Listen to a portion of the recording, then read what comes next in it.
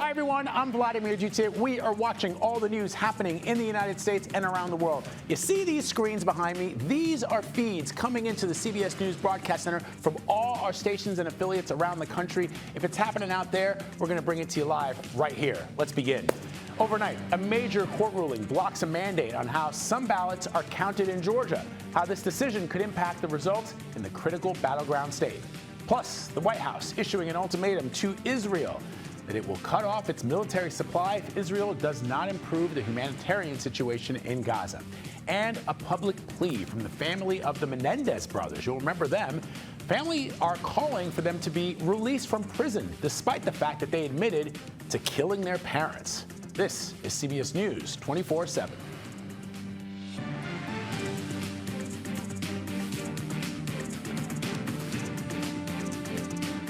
We're going to begin in Georgia this morning, where a judge there has blocked a new policy that would have mandated election ballots in that state be counted by hand. Judge Robert McBurney called the controversial rule passed by the election board back in September too much, too late. Thousands of poll workers would have had to unseal ballot boxes and then count them by hand to make sure that they match the machine count. This after the election. So the ruling comes as a record number of people showed up for the first day of early person voting in the state. CBS News congressional correspondent Nicole Killian is in Marietta, Georgia, tracking developments for us there. So, Nicole, let's talk about this. Let's first talk about the reasons why Judge McBurney blocked the hand counting measure.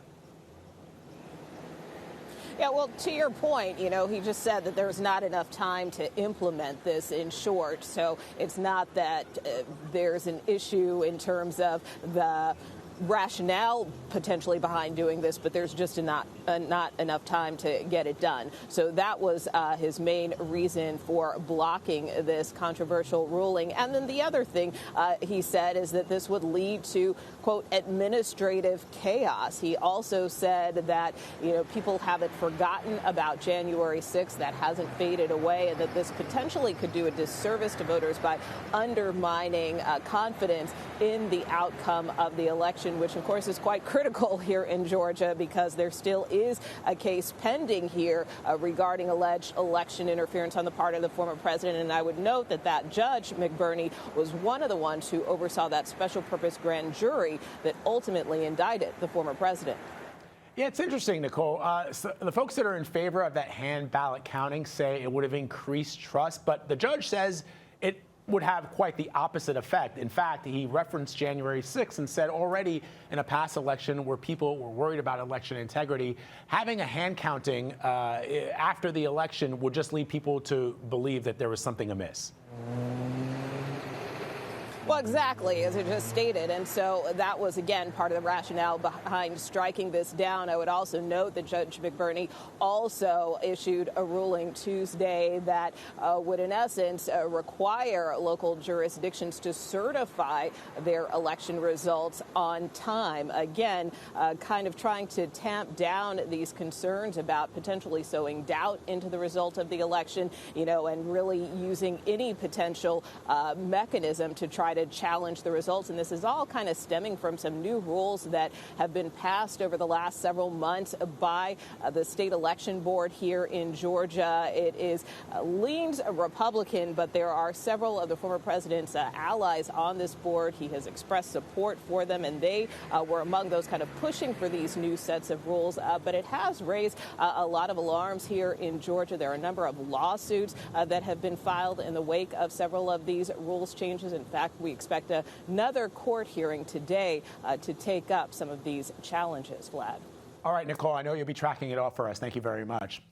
Let's go overseas now. Israeli jets resumed strikes over Beirut's southern suburbs this morning. This is happening for the first time in days. Local officials say at least 21 people have been killed around the country. Meanwhile, Israel's army says a barrage of around 30 rockets were fired from Lebanon into Israel. Now, this comes as the Biden administration has warned Israel that it must increase the amount of humanitarian aid entering Gaza within the next 30 days, or they risk losing access to weapons funding. So for more on this, I want to bring in CBS News foreign correspondent Ramy Inocencio. He is in Tel Aviv.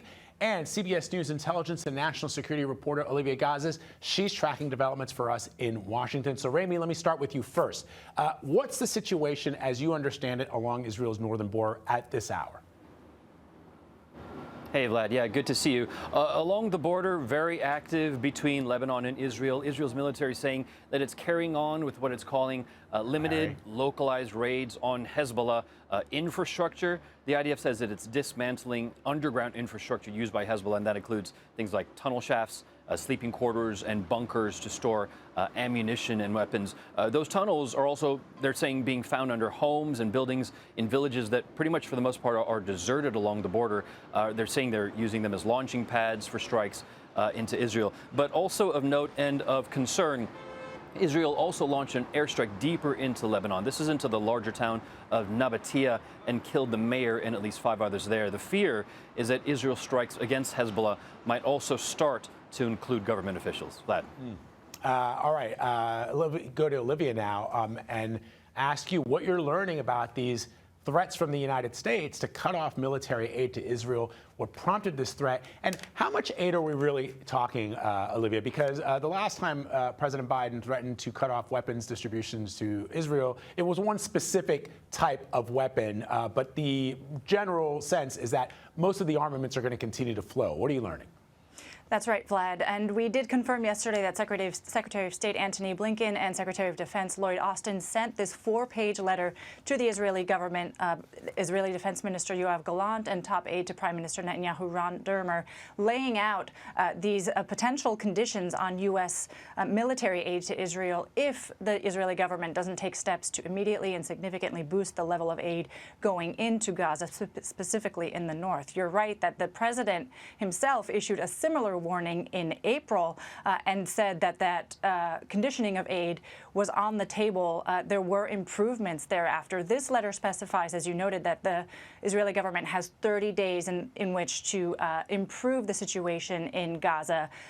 Cynics noting, of course, that any politically sensitive decisions with regard to aid to Israel now falling after the election.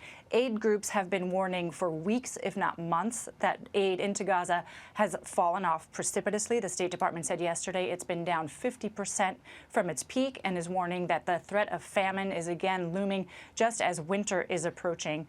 For its part, the Israeli government is arguing that no, it has in fact been letting aid into Gaza. The problem is with distribution internally once it gets there. Various Israeli officials have alleged that Hamas is running something of a protection racket there, trying to glean funds from the aid that actually gets in and taking advantage of Gazan citizens there. The UN Security Council is meeting this morning to discuss the situation further, so we'll be monitoring whether there are additional actions taken on the international stage. So that's interesting, Rami. You heard Olivia saying there that Israeli officials are saying that they are trying to get humanitarian aid into Gaza, but that Hamas is hampering those efforts. I know you and Western journalists have not been allowed into Gaza, but our producer Marwan Al-Ghul is there. What have you heard about that, and what has he seen, if anything, with regards to this allegation that the Israelis are making about distribution? Sure. Well, Olivia mentioned that the UN Security Council is meeting right now, and Israel's UN ambassador, actually, Danny Danon, said that Israel, quote, remains committed to working with our international partners to ensure that aid reaches those who need it. That just coming out in the last couple of minutes. But, you know, in reaction to that letter, we actually did see a change after that warning. The IDF said that aid from about 50 trucks with food and with medical supplies coming from the country of Jordan next door were actually transferred into the northern Gaza Strip earlier today. The IDF also actually released video showing those aid trucks rolling into northern Gaza. They said themselves they were filled with food, water, medical supplies, and shelter equipment.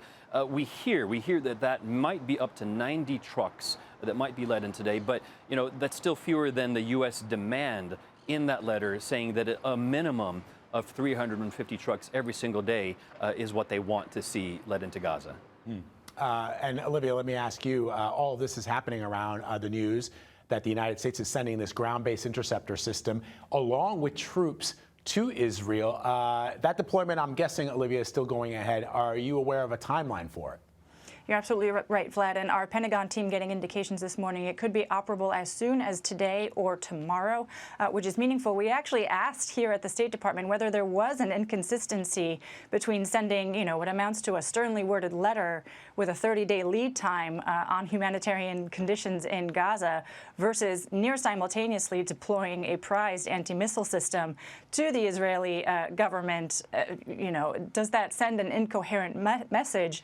The answer here was no. We remain committed to Israel's defense, especially as, lest we forget, Israel is still expected to undertake a retaliatory strike on Iran for that barrage of 180 ballistic missiles sent over on October 1st. So the U.S. maintaining that it needs to boost deterrence in the event of an Iranian counterstrike to the still looming Israeli strike. But again, critics, Vlad, pointing out that it's very hard to shape Israeli behavior by the distant prospect of the conditioning of aid, while at the same time maintaining, if not growing, military support for the Israelis in real time. All right, Olivia Gazis first at the State Department, Ramy Inocencio in Tel Aviv reporting for us this morning. Thank you both. Fascinating discussion. Appreciate your reporting. Okay, as the Southeast continues to clean up after Hurricanes Milton and Helene, one important lifeline is running out. The Small Business Administration is out of money for new loans to help owners recover. Let's bring in congressional correspondent Scott McFarland, who's live on Capitol Hill. Scott, as the states are gearing up to for voting, there's a lot happening in the next couple of weeks, including the return of Congress in November. The stakes are getting higher and higher.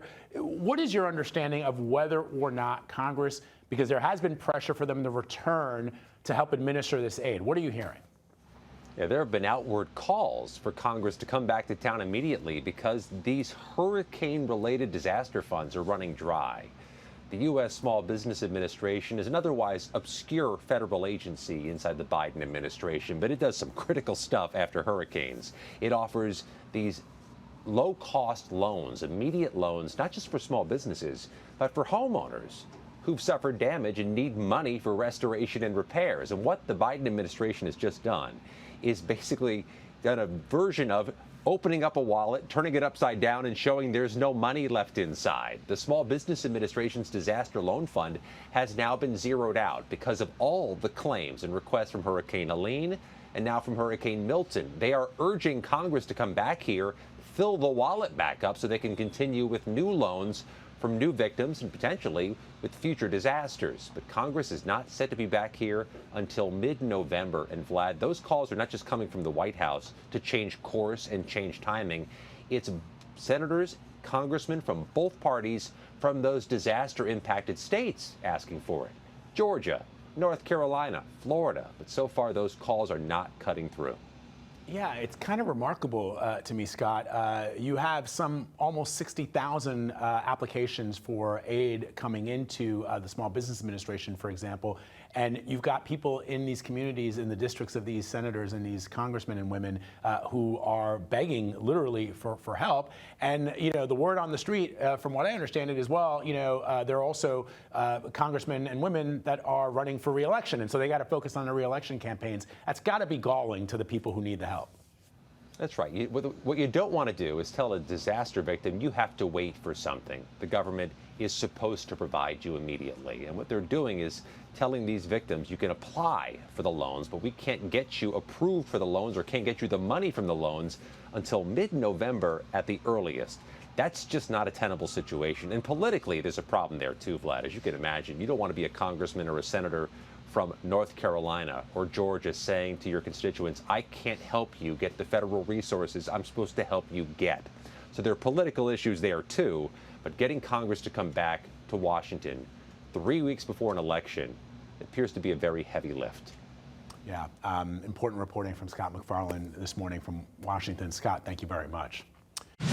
All right, let's talk weather now. Let's bring in CBS News Philadelphia meteorologist Grant Gilmore with the first look at the national forecast. Grant. Vlad, I'm going to stay in the Appalachians there, where many folks across western North Carolina, upstate of South Carolina, and North Georgia are waking up to chilly conditions this morning, kind of hindering some of those cleanup efforts from Hurricane Helene. You see a lot of those places not just waking up with cold conditions this morning, but expecting more cold conditions again tonight. Places like Asheville, North Carolina, looking at low temperatures down around freezing. Atlanta even down to 37 degrees early tomorrow morning. And this cold is spreading through a good portion of the eastern half of the United States. Many places this morning waking up with temperatures 5 to 10 degrees cooler than normal. Now, we will see some warming as we go through the next several mornings, but those temperatures are still going to stay 5 to 7 degrees cooler than normal. Places like Asheville will continue to see low temperatures in the 30s, making it for chilly mornings. But I do think we start to see more sunshine through the afternoon, where yesterday we saw a little bit of rainfall pop up here or there. Now, a lot going on around the rest of the country as well. We have actually 2 cold fronts sweeping across the Northwest. We'll talk about this later on, Vlad, because we've got some big snow headed to the Rockies. We'll talk about that and an increased fire danger across the Plains states. Back to you for now. All right, Grant, thank you very much. We'll check in with you a little bit later. Yep. So back to politics. More than 100 Republicans will join Vice President Harris on the campaign trail in Pennsylvania today. 100 Republicans. What we know about her event and the strategy in the battleground state. That's coming up next. You're streaming CBS News 24/7.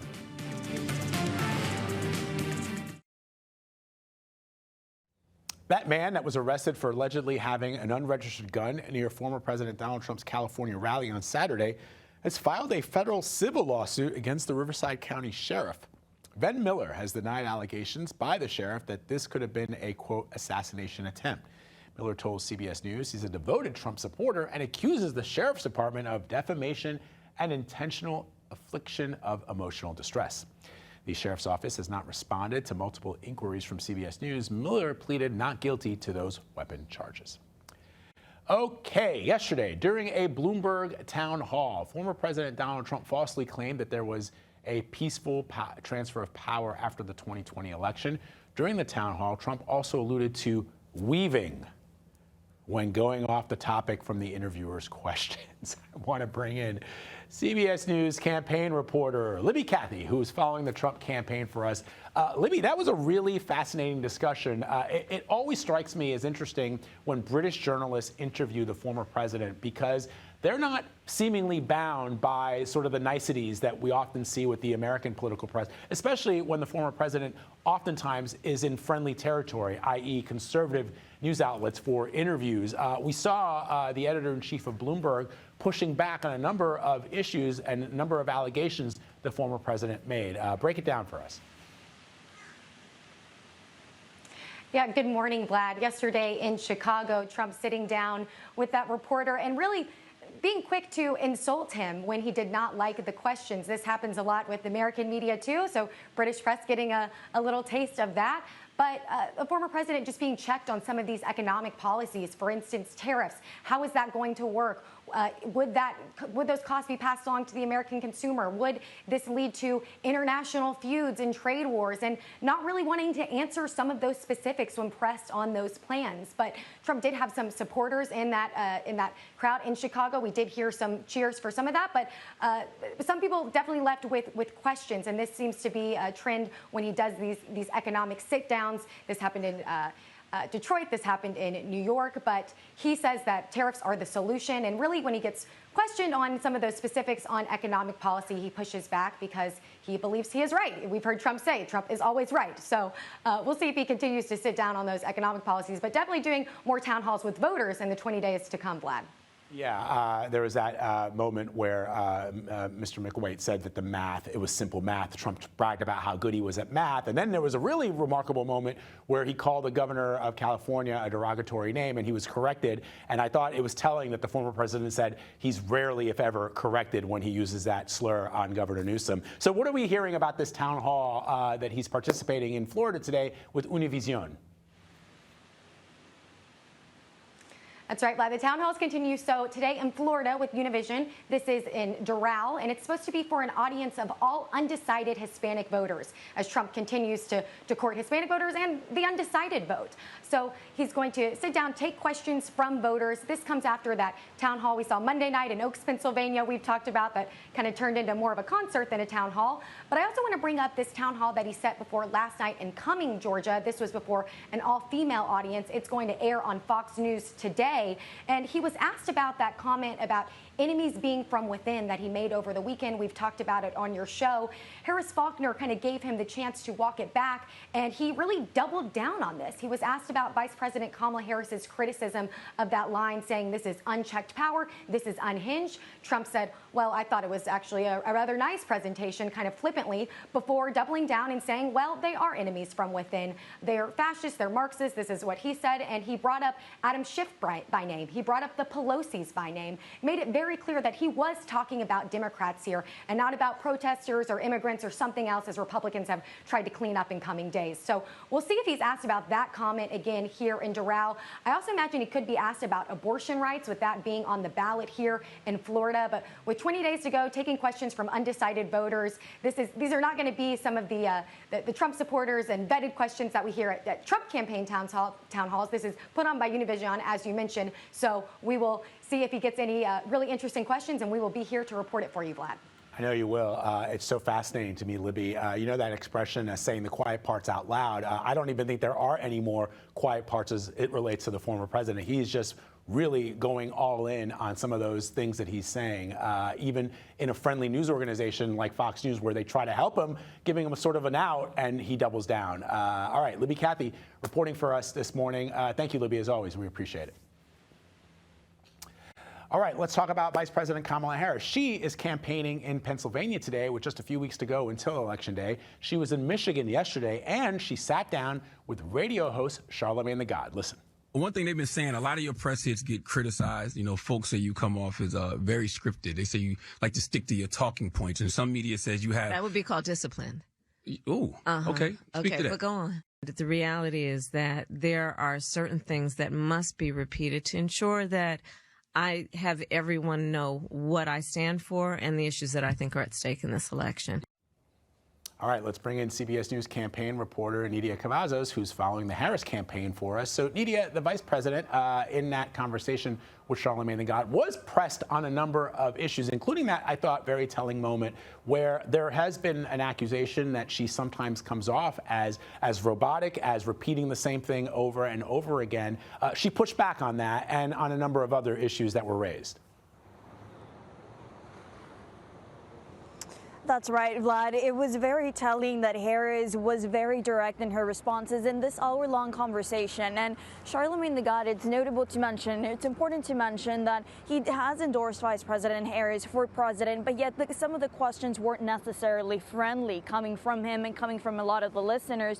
For example, with this question that we just heard about her being scripted, Harris was fast at defending herself, saying that it's important to stick to be disciplined, but also it's also important to be repetitive, given that as she keeps repeating her messages across battleground states on the campaign trail, she says most people will remember her talking points and will remember her message after 3 times of listening it, as it takes about 3 times to listen to something to be able to learn it. This according to Vice President Harris during this interview yesterday. Yeah. So let me ask you about something that I teased earlier in the show, the vice president meeting with 100 members of the Grand Old Party, the GOP, the Republicans. So more than 100 Republicans. That's happening in Pennsylvania today. How is that support helping her or not? Because the former president, anybody who's against him, in his mind, is not a Republican. He calls anybody who's against him a rhino. But people who are Republicans and are lifelong Republicans feel very differently. What are you hearing about whether or not this is a help to her campaign or perhaps maybe a hindrance? Well, this race we've long been knowing. We know that this is going to be a tight race, a very close race, and it's going to come down to the battleground states, but it truly is very close, that every single vote matters. And so for Harris and her campaign, the focus here is not only to make sure that her base is motivated and excited enough so that they're going to turn out on Election Day and they're going to head to the voting booth during early voting days, but she also has to make sure that she's reaching out and doing these outreach efforts to Republicans or moderate Republicans who aren't necessarily supporting former President Donald Trump. And so this goes to her campaigning in the suburbs, campaigning alongside Republicans. And her message here is unity. She's long been talking about this, that she raises the alarm on what a second Trump term would look like. And so she says, if you're not necessarily aligned to him, that they have a place in the Harris campaign. Now, in terms of her base, she knows that she has to strengthen that, and any other voter that wouldn't have necessarily sided with Harris before is welcomed, according to the Harris campaign. All right, Nidia Cavazos for us, reporting from Detroit this morning. Thank you, Nidia. In tech news now, Meta is set to face a major lawsuit over social media addiction. Coming up, we'll have the details on the judge's ruling and what it means for the company. You're streaming CBS News 24/7.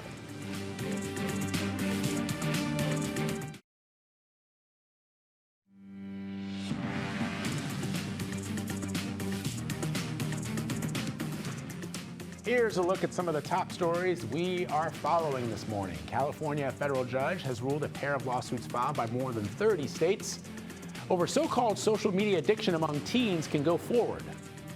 The ruling says plaintiffs have provided enough details about allegedly misleading statements made by Facebook parent company Meta for the cases to proceed.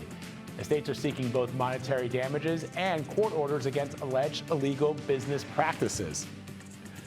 The Pentagon has announced more than 800 veterans who were kicked out of the military under the Don't Ask, Don't Tell rule will have their status upgraded. They will now be considered honorably discharged. Under the previous distinction, they were denied any benefits given to departing service members. Don't Ask, Don't Tell was repealed back in 2011. The advocates say there is still, though, more work to be done. And President Biden will deliver a eulogy today to Ethel Kennedy. She is, of course, the late wife of the late Senator Robert F. Kennedy. Former Presidents Barack Obama and Bill Clinton are also expected to attend today's memorial service. Kennedy was known for her human rights advocacy. There she is with President Obama receiving the Presidential Medal of Freedom. You'll recall, of course, that her husband was assassinated during his 1968 presidential run. Okay, we want to head back to the Middle East. The Pentagon says an advanced U.S. anti-missile system will be operational in Israel in the near future, with components for the system starting to arrive as early as today, as the U.S. warns Israel that it must increase the amount of humanitarian aid entering Gaza in the next 30 days, or they risk losing access to U.S. weapons funding.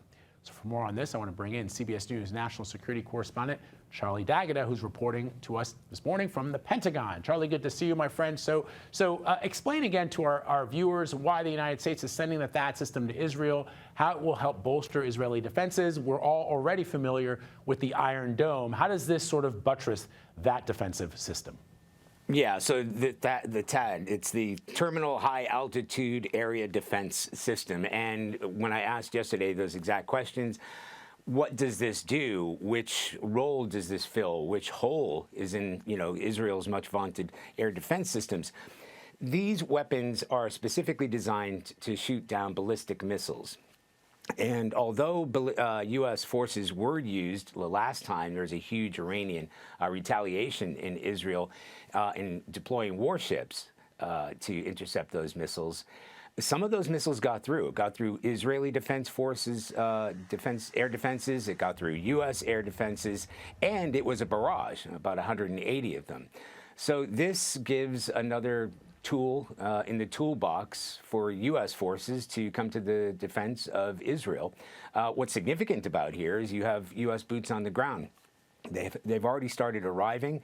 It takes about 100 people to run this missile system. And as you said, they're expecting it should be operational in the coming days.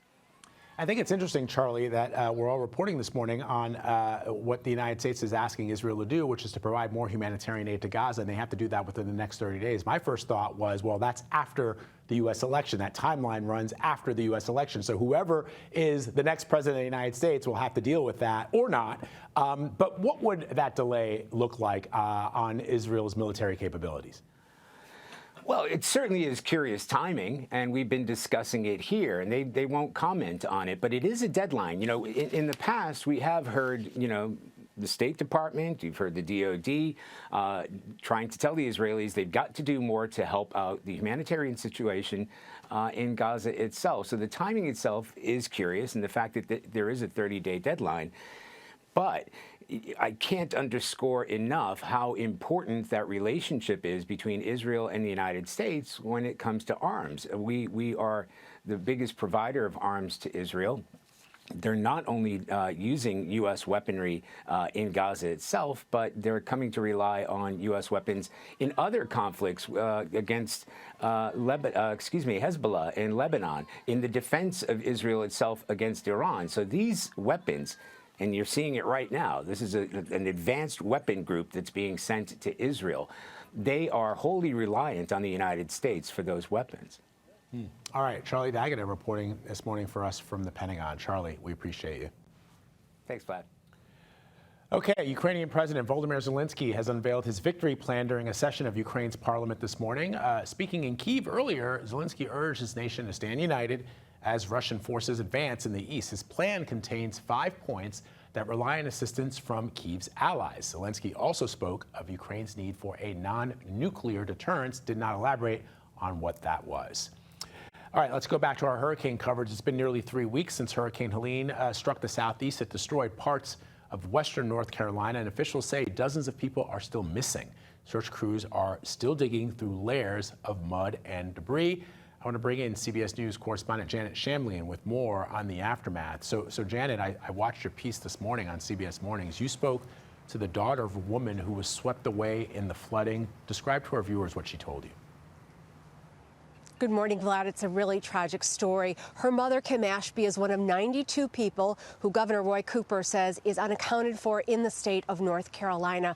The woman with her husband was in the North Carolina mountains. They were building a house there, and they had built it with flood in mind, with possible floods in mind. They were on the second floor, but the house was not built to withstand what we saw 3 weeks ago, right? So one of the pylons crashed. They both fell into the water and were together on a mattress until they hit a tree, and then they were separated. The man survived.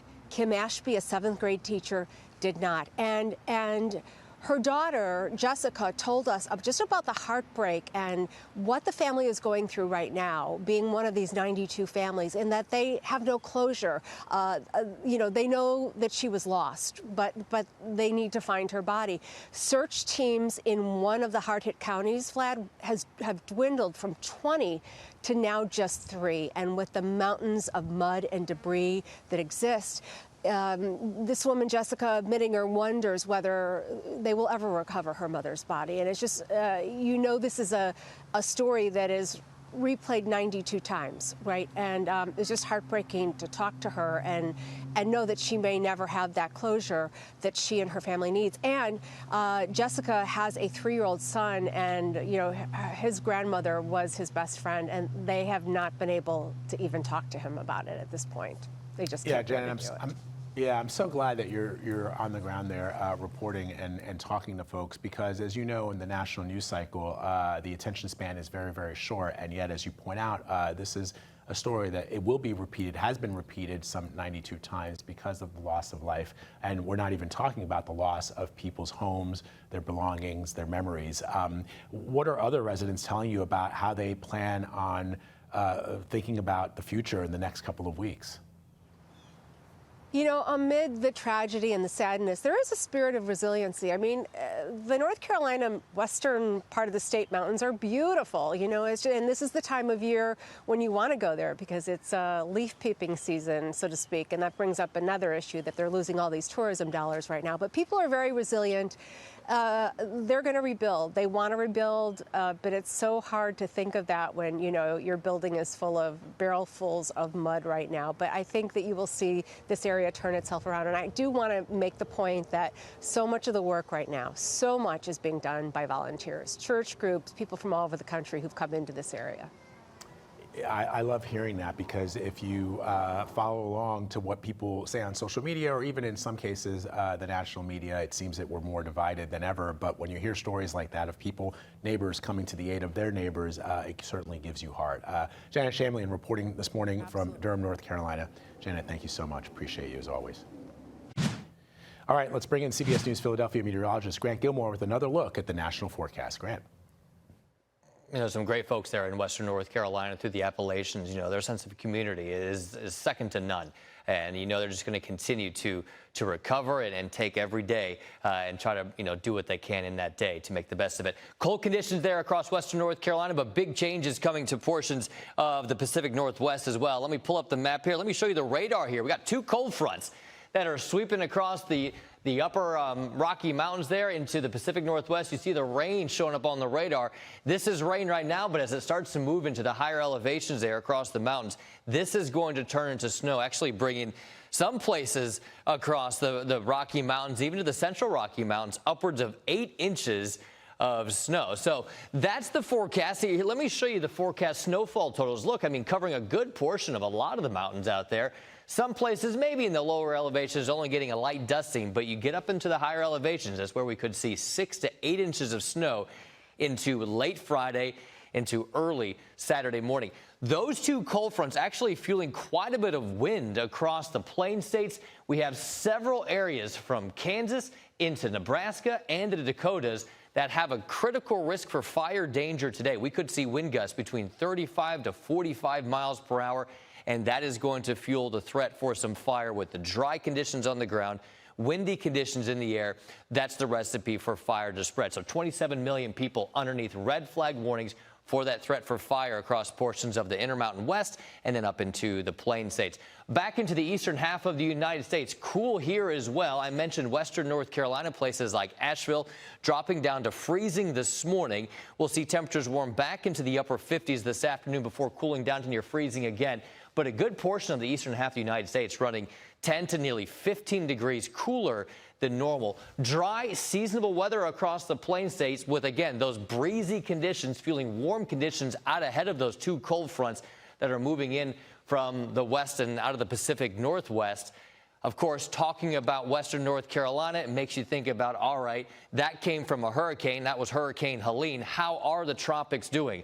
Well, they're relatively calm, but we are watching two systems. There's an area to watch in the same area that produced Helene and Milton, but also watching Tropical Invest 94L. Both of those systems don't look like they're going to impact the United States, but Invest 94L will be tracking to the west.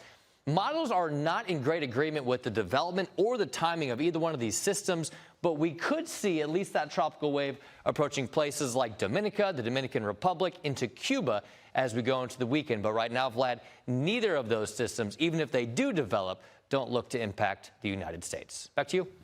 All right, 15 degrees cooler, cold front. Feels exactly like this studio, Grant. Thanks very much, brother. Talk to you next time. Dozens of members of the family of the Mendez brothers are getting ready to speak out at a press conference today in Los Angeles. It's a decades-old case we've been following. Let's take you back. It's 1996. Eric and Lyle Menendez are both sentenced to life for the murder of their parents, which they claimed was self-defense. Now, following the release of new evidence, their family is demanding a reduced sentence and potentially their release. CBS News Los Angeles reporter Cara Finstrom has been following the latest developments for us.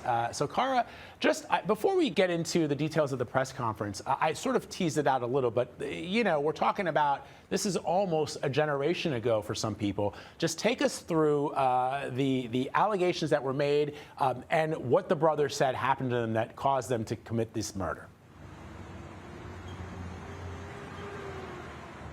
Yeah, well, the allegation is that they killed their parents. And our DA here, George Gascon, says there is nothing refuting that. That is believed to have happened. But what's new now is evidence that suggests they were repeatedly sexually and physically abused, and also a different way of looking at that abuse and how it should affect how someone is punished for a crime like this. All right, so Cara, who will be at this press conference today, and what is the hope to come out of this? Yeah, we know at least 15 extended family members expected to come together here. They're going to be gathering right in front of the courthouse behind us right about 1 o'clock Pacific time, and they will be appealing to DA George Gascon and also the public to free these brothers, saying that the DA should act on the new evidence, which again they say really suggests that the boys had reason. They feared for their life. They were being repeatedly sexually and physically abused to act in the way they did. They don't believe they should serve life sentences for that. They have already, by the way, served more than 3 decades down in San Diego. What are we hearing from the district attorney's office as to whether or not, I've seen some reporting that the district attorneys believe that the sentences as they were prescribed by the judge and the jury in the last trial are the ones that they still believe in. Yeah, we're expected to hear from the DA's office by the end of the month, some kind of a decision. We don't know exactly what that will be. You're right. There are all kinds of rumblings. They could ask for resentencing. They could ask for a new trial. And, of course, all that new evidence would play into that. Some of that new evidence includes a letter that was allegedly written by Eric Menendez to a cousin months before the murders, in which he detailed this alleged abuse at the hands of his father, and also some new allegations, which we've seen in some of these documentaries, and also a new Netflix series which has really drawn new attention to this case, that a boy band member from the 1980s, a former boy band member, I should say, was also abused by Jose Menendez. All right, Cara Finstrom with that new reporting for us this morning. Cara, thank you very much. Okay, happening right now into our newsroom just moments ago. This is out of Barrow County, Georgia. You are looking at Colin Gray. He is the father of the accused Appalachia High School shooter, Colt Gray. This is him as he appears in court for a preliminary hearing. The elder Gray faces multiple counts of involuntary manslaughter, second-degree murder, and cruelty to children stemming from that September shooting that left 4 people dead. This is only the second school shooting in the United States where a parent is facing charges as a result of that shooting. All right, some new major star power is joining the Las Vegas Raiders. We're going to tell you about Tom Brady's latest business venture next. You're streaming CBS News 24/7.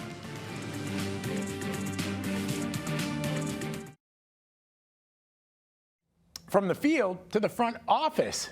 Yeah, yesterday, NFL team owners approved that guy's bid to become a minority owner of the Las Vegas Raiders. Of course, that is Tom Brady with that bleep-eating grin. He's so happy. He's the first to agree. He first agreed to buy a stake in the Raiders last year, but had to wait on league approval.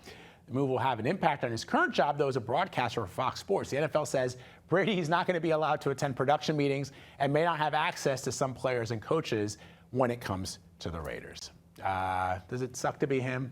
No, it does not. The answer is no, it does not. Tom Brady, always winning. Let's talk about the New York Yankees, also winning. They took a 2-0 series lead over the Cleveland Guardians with the win at home last night. Star slugger Aaron Judge hit a home run and recorded 3 runs batted in during the 6-3 win. Game 3 of the series will be in Cleveland tomorrow night. What about the Mets? When do they play, Ryan? Tonight. Okay, that's what we're talking about next. Tonight, Game 3 of the NLCS takes place between the New York Mets and the Los Angeles Dodgers. The series is tied at 1 game apiece. If the Mets win, they'll head to the World Series for the first time since 2015. But they got to get past them Dodgers. Got to get past them Dodgers. Wouldn't it be great for a Subway Series? It's like 2000. Yeah. Like 2000. The guys in the crew, everybody here is like, Let's bring in CBS News Philadelphia meteorologist, our executive producer, Eric Berlin says, go Yankees in my ear. Grant, got to believe you're a Phillies fan, right? Sucks to be you. Well, of course, yeah. We feel a certain way about the Mets here in Philadelphia, so we won't comment on that for the sake of just being diplomatic. But I will say it's starting to feel more like late October baseball out there with these chilly temperatures that have invaded the eastern half of the United States. Temperatures have been dropping down into the 30s for many spots. I mean, just look how cool it is down towards Atlanta, 37 degrees. These temperatures stay below normal, especially through the overnights for the next several nights. But we will start to see some warming as we go into the weekend. Looking ahead across the entire country, you've got a couple of cold fronts bringing snow to the Rocky Mountains up towards the west. Then you've got dry weather and watching, well, decent conditions across the Northeast once we get rid of these cooler temperatures as we go into the weekend. Not sure what's happening there, guys, but we'll send it back to you for now. Looks like the Philly fanatic got really mad at me and took out your screen, Grant. Thanks, brother. We'll talk to you tomorrow. That does it for me. Stay right where you are. Elizabeth Cook is live from San Francisco with all the breaking news coast to coast. This is CBS News 24/7.